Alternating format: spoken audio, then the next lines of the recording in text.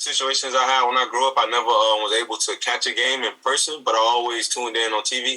My family is big Miami fans, and once this game come on, everybody comes over as a holiday, and celebrate it and just watch the game. But it means a lot to me to be a part of this tradition that's been going on for so long, and just to have the opportunity to go in and be able to show the world what I got in a game like this. Also, Jordan Travis, can you talk about him a little bit?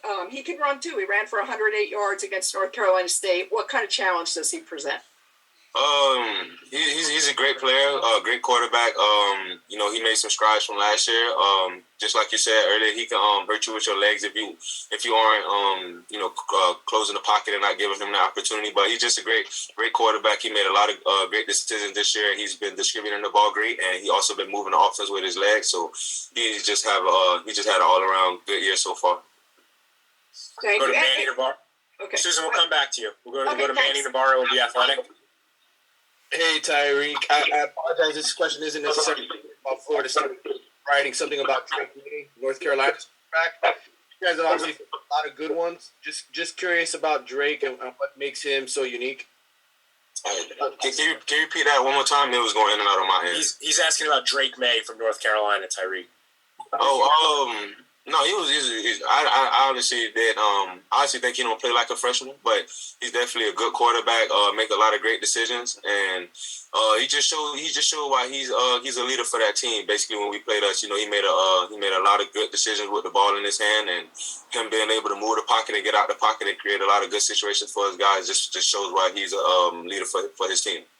And then I guess just as a quick follow-up, just about Jordan Travis, and are there any similarities between him and Drake? Because they're two of the best passers in the conference.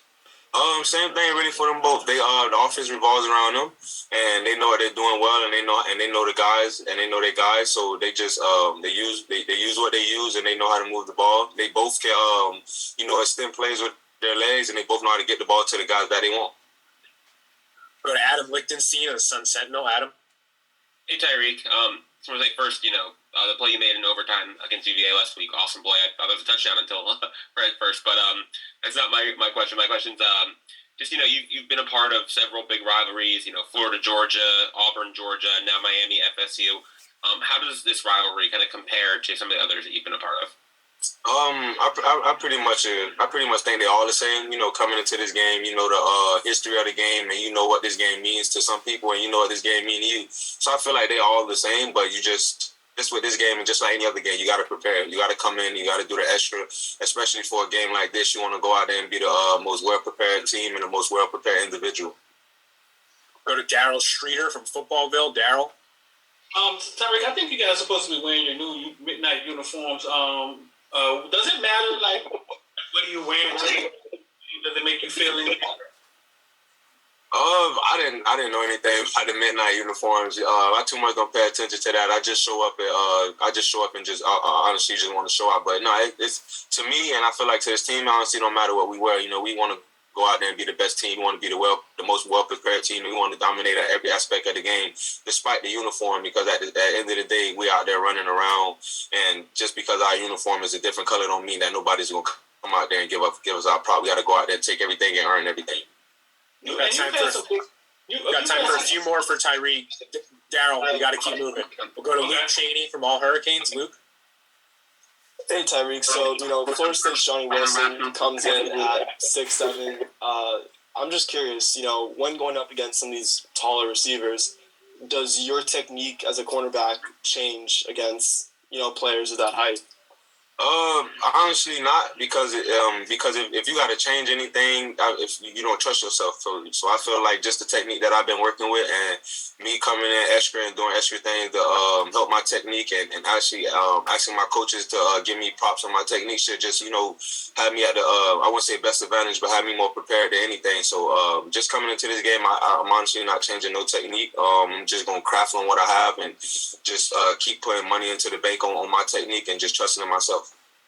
Go to Frank Tucker from Keynes County.